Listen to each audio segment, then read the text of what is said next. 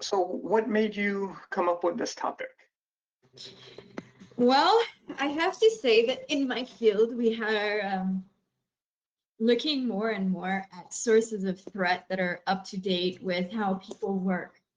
Because as you know, the reasons why people break into or cause problems for an digital presence have to do with money, power, solving a problem, like a lot of times it's tinkering, or sowing chaos, right? So political things. And now that everybody's connected online, you have a huge opportunity for all of these avenues. And because we're socially, physically distant, you see there's an intersection of people's social media presence that's bleeding a lot from their professional presence to their personal presence. You can talk to the same kind of thing with personal networking, as in digital networking, and the house networks were never built to handle commercial traffic. House VPNs or private VPNs were never built to handle commercial traffic. I mean, working from home has been a concept for a long time, but people in practice are still tied to an office space or an office network or an office presence, if you will. And now in unprecedented numbers, people are disconnected from each other physically, and so they're even more connected online. And so I started to think about, well, if I were a bad guy or girl, where would the money be? And that was sort of the start of this conversation. I brainstormed for quite a while, and then I decided to go to the most simplest forum that I could, which was telling a true story. And so I have a friend that something happened to and it affected her business. And the story was compelling because it's absolutely a microcosm for where we are right now and what can happen right now. And it's the perfect storm of social justice and all that comes with that, good, bad, or indifferent, no judgment. And the idea that social media is not the public square, it is not protected by the same free speech and the impartialness, one way or the other, good, bad, or indifferent, that the public square is. And people are using social media as not only a platform, but also a means and mechanism to punish people or to bring them to justice, if you will, to do both. And if you couple that with the anonymity that you can have, or the illusion of anonymity that you can have, and then the nuisance, which can be dangerous, which is doxing, we're at a perfect storm of things. We have all of the opportunity for someone with very little training and very few tools to cause much harm. And so I wanted to tell a story about that because I think it's super important for people in our fields, for individuals looking at things through their own personal lens, and also for businesses who maybe invest a lot of money in traditional penetration tests or even some red team operations that maybe take social engineering into account, but have they really looked at their social media presence as a source of risk? I don't think so. And so I wanted to share the way I've been thinking about it as a leader in my company's cybersecurity team. And maybe other people who are smarter than I am and other people who are interested in the topic can help to further the conversation. Wow, yeah, that's with news stories like TikTok or Strava, where these social platforms are giving away so much seemingly non-important information, but once you pull all the pieces together, you can weave quite an interesting story about someone. Facebook has 42 patents for taking information from you and data about you and your surroundings. They look through your camera. They listen to your voice. This is a listening device. And if you have even one application on here that's from Facebook, it is passively taking your voice and passively looking through the camera and recording everything about you. It's even following your choices on different applications. And it's all patented and it's all licensed and it's all out there in the public forum. there is so much about your own physical presence online that many people don't realize.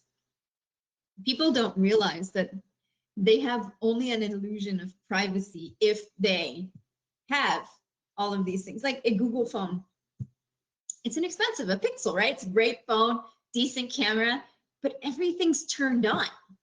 It's gathering all kinds of information about you in the background. It's tracking everywhere you go in your web browsing. It's tracking your usage of applications. And by usage, it isn't just how long do you use it, it's what do you do with it? What topics are you talking about? What about Alexa? You have Alexa in your home, and it is actually shipping all of your conversations back to some office. Yeah. Google has a new thing where you can take advantage of encryption in motion, but the Chinese have built those encryption chips. And by their own stated practice, China takes a copy of everything and has the decryption key. And so under the hood, the expectation is that our data might be sent to China or decrypted in place and then ready for someone to use a backdoor that's built in to look at it. I mean, we live in a strange time, and it doesn't do for people to be scared or paranoid or shut themselves off from connecting to people, but it also doesn't do to be ignorant. And so today I just wanted to share a little sliver of that. Perfect. Well, we're at time, so I'm gonna let you jump off into your story, and I'll save the questions for the end. So anyone that has any questions along the way, submit them in the question form, and I'll save them for Cynthia at the end, okay? Cynthia, take it away. Thank you. This is a bit of a strange forum because I can't actually see any of you, but I'm glad that you're here and listening, and I hope that you'll get something out of my talk. Today, I wanted to talk about social butterflies. We are social by nature as a species. Not everybody is completely social, but as a species in general, we like to be connected to others. In this time, we are rather physically disconnected. And so even more, we are connected online through social media, through things like Zoom and web conferencing, and through other things like instant messenger.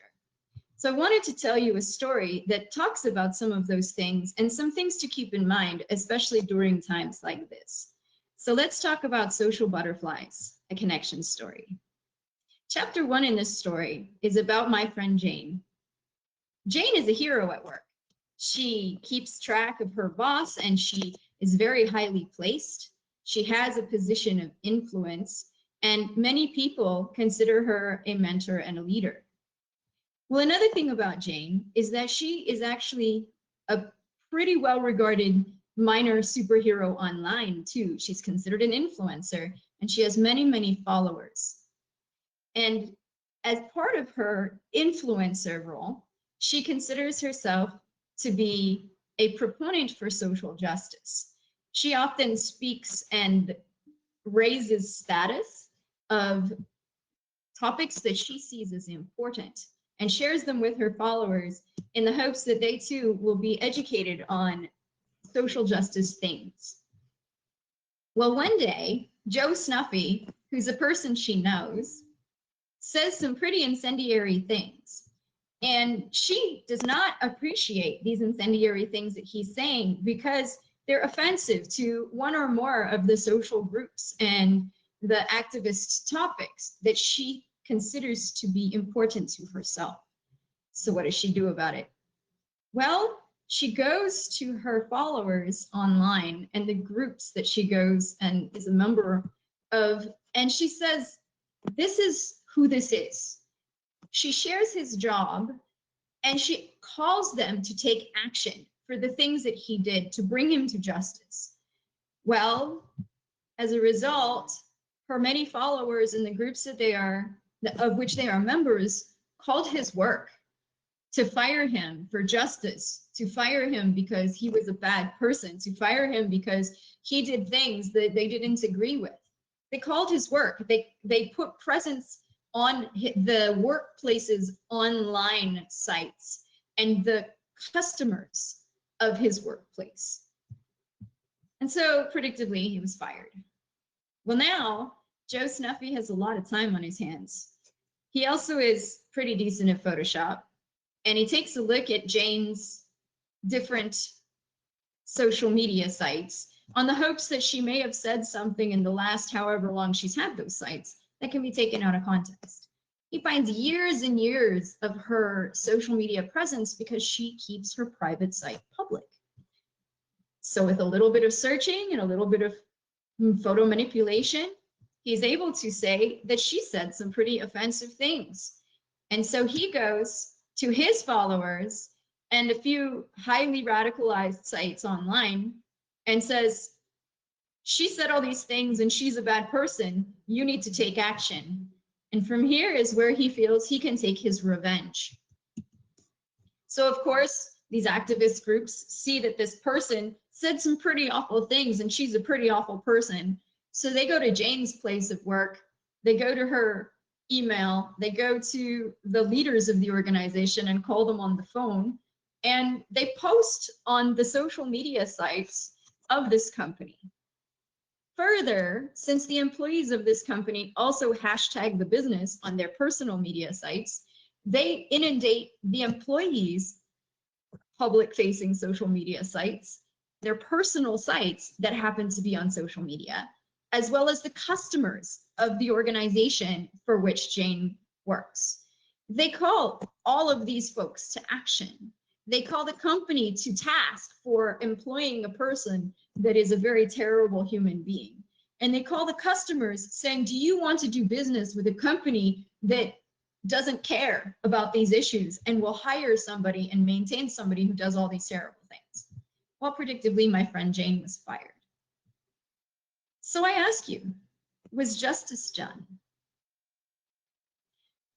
So with these things, with these actions, there are consequences. And so chapter 2 in the story of Jane is paying the price. When you boil it down, Joe Snuffy made some inappropriate comments on social media, and he was taken to task. But the way he was taken to task was because Jane bullied him and doxed him on social media. And then he was harassed at his workplace. And then Joe turned around and did the same thing to Jane. Who's right? I don't know if either of them are right, but that's not really the point of this conversation. Jane, who's a friend of mine, and I talked about it, and her company spent more than $100,000 on this event. The event was 5 days. But during that 5 days, 10 people were used full-time to scrub social media presence of the company, to respond to customers and employees' questions on the matter, to write to the social media organizations that posted the very threatening comments online towards Jane. And at the end of the day, I have to ask, as a person who works in a business in a cybersecurity role, how could the business have avoided impacts from this? Going down by the numbers, do we need to care about this? Is this really a problem? Well, in this particular event, there were 10 full-time responders, not just the security incident response team, but they had a part, but also the content management team, a social media team that went and had to scrub all of the physical social media presence of the company, the marketing team who then had to craft a response to or an avoidance of responding to the mob, and then the executive team. Several members of the executive staff were harmed by being inundated by comments and phone calls and customers giving them direct phone calls and emails. They had a lot to deal with. But what about the rest of the costs? Well, the company hired a crisis PR firm to handle the messaging. They had a customer service team that had to respond to hundreds of calls and hundreds of problem tickets. There was customer loss because some customers did feel strongly about a company that would employ someone who put out these negative messages. And then all of those people had a day job that wasn't getting done. The calculable cost was over 100,000. But what about the long-term price? The stock price could have gone down. They could have lost customers. They did in this case. They could have lost reputation. And your cyber insurance premium will increase when you have a cybersecurity event. And if you can believe it, these kind of events are considered cybersecurity events because they have impacts. So how do we get to happy endings? Well, I want us to look at this through a couple of lenses. As a person who consumes social media, we should look at things through an individual lens. What's our individual responsibility? Well, we have a responsibility and we have a choice in how private or how public our social presence is. We have a personal brand. And if you think that your presence on the internet doesn't give you a reputation one way or the other, I don't believe that's true. I believe that you as an individual are known as an amalgamation of how people see you, and that's your brand. And how you see yourself is the brand that you wish to be. So you have your private and public identities. I definitely recommend, if you are a person who's an avid social media user, have a public brand that you keep as clean as possible, that you're very careful about what you post. And then for the things that you really want to keep among friends, keep it offline if you can. But if you cannot, consider a private identity that's very locked down, that you go through the privacy settings on your social media and turn them off. All the things that would normally connect you to people that you don't know, anything that would allow you to post without vetting that post, turn all of that off, because your personal private side should be as private as possible. And then, is it really your content? If you put it on a social media site, social media isn't a public place. You don't own that content fully. You're giving another company license to use that content in a myriad of ways. You should probably know how that permission that you're giving affects you and your data. And then what about being hard? Social power, many of us have feelings about the events that are happening right now, and we want to share in the social discussion. Well, social power is equivalent to having to have social responsibility.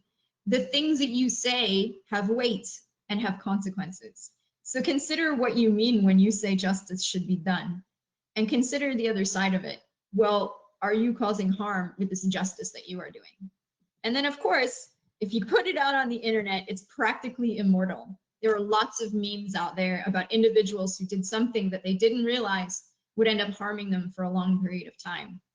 Don't be that guy or girl. Okay, and then what about a business lens? We should look at this through the lens of business.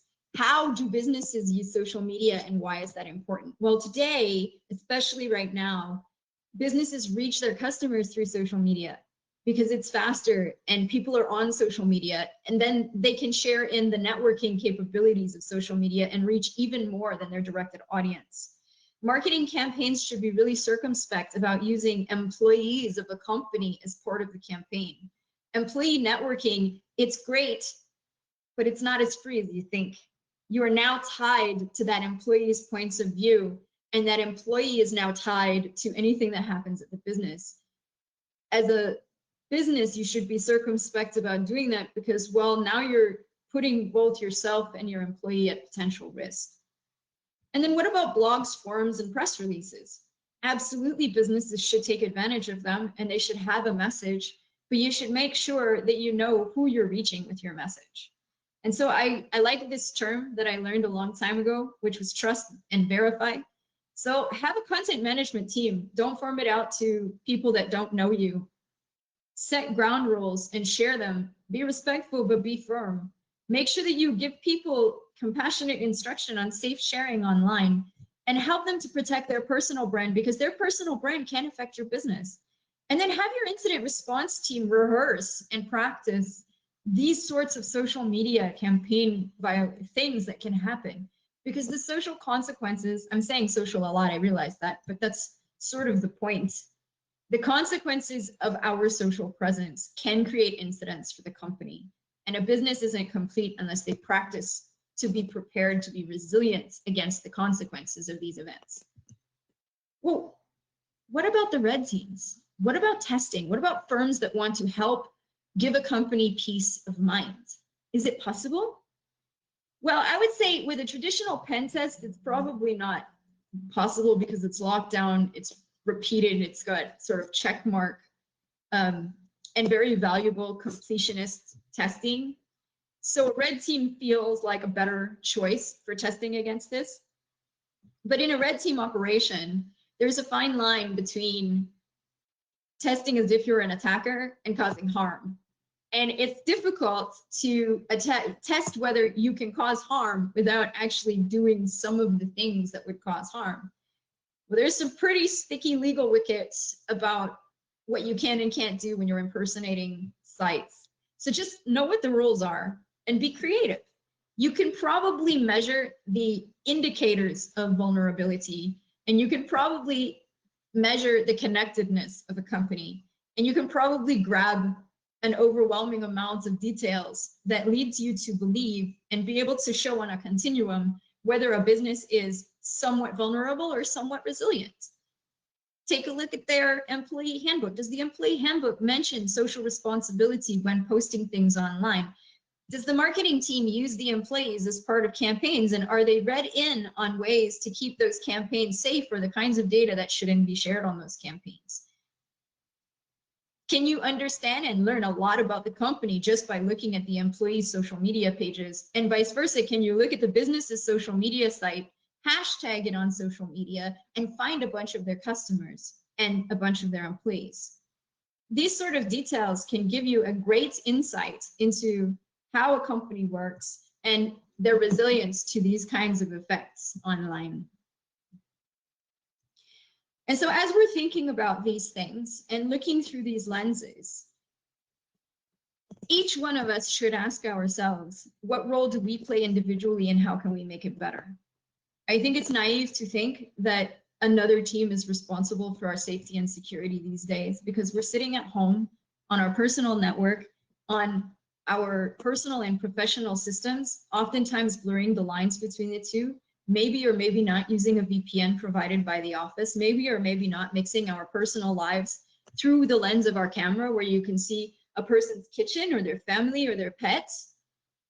We're sharing a lot of ourselves with each other right now. And so I think we each have an individual responsibility, as well as a responsibility to those who work for us and with us, to be resilient to bad things happening and to prevent or limit as much as possible our exposure, even though our sole connection is through the camera and through the digital realm.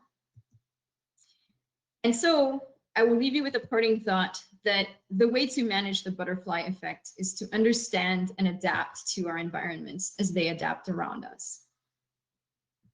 And with that, I'll keep it open for questions. Thank you for listening. Wow, that was very powerful. You're right.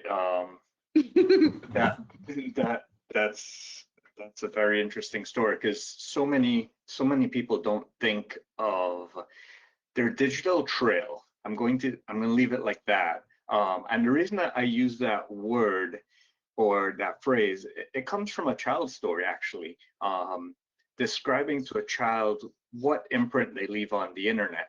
And the way they described it is someone's digital tail. And I think it's a great way to describe it, even for adults. They don't think about everything that they do, the impact that it leaves behind them, and whether that could be a good impact or a bad impact. But wow, that's spot on. What do you think are some of the things that people can do to better control, other than the hints that you gave, while still trying to be social and engaging with their peers, but control that access? Well, one of the things is take a look at the defaults. What is allowed by default on your social media presence? And I think many people will be surprised. There are dozens of privacy settings on some of the more established social media sites that will share by default or allow friends of friends to see you or see your posts or share your posts. And really, if you're going to have a little bit more control, there are options to be asked first. If you don't want to say no, just say ask me first, and then you'll be made aware when something's about to be shared or a link's going to come back to you.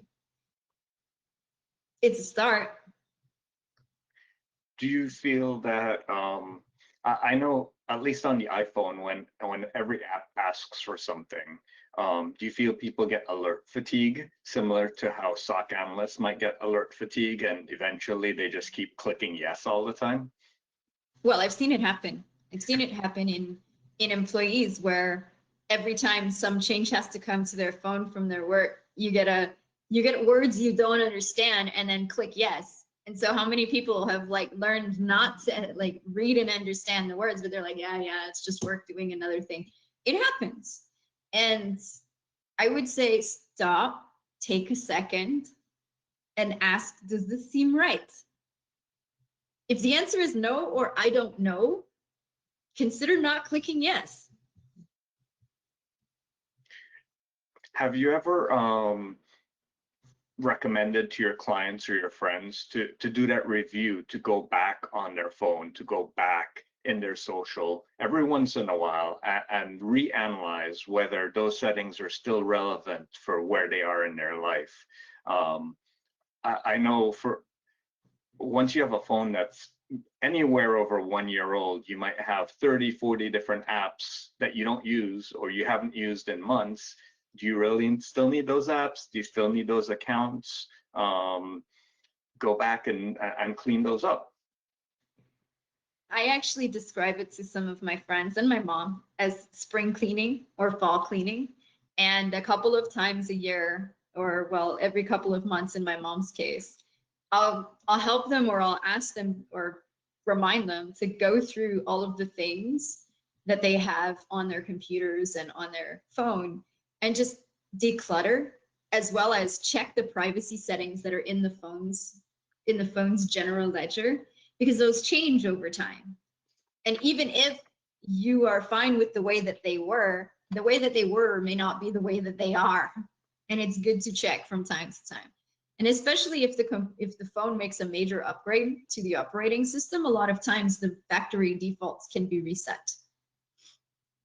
Definitely, definitely. And would you recommend for someone that's really privacy conscious to maybe reset their phones to factory defaults every once in a while to root out any unwanted programs or any unwanted permissions that might have grown in since they last did that? If someone is very privacy conscious, an exceptionally private person, I would actually encourage them not to have any apps on their phone that broadcast outward, to have a phone-based firewall so that they can see what is being transmitted outward. And it creates performance challenges on the phone. So when they do something like that, it's usually for a short period of time.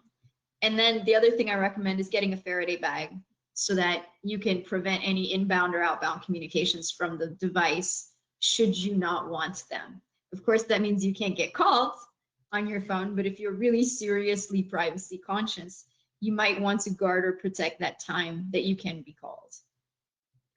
Definitely. Wow, great tips. Well, as we wrap up, reminder that the GRIMMCon closing panel will be a Chief Information Security panel moderated by our own Brian DeMuth, and that will be over in track 1. I will have, if you haven't registered for track 1 and you would like to see that closing panel, I will be sharing the link to register for track 1 so that you can see it. And I will paste that in the chat for everyone to see. Feel free to jump on the Discord, ask any questions that you may have there, and have a great rest of your day. Cynthia, thank you so much for volunteering your time and putting on this amazing performance. I really loved it. I learned a lot. As much as I thought I knew, I still learn something every day. Thank you so much.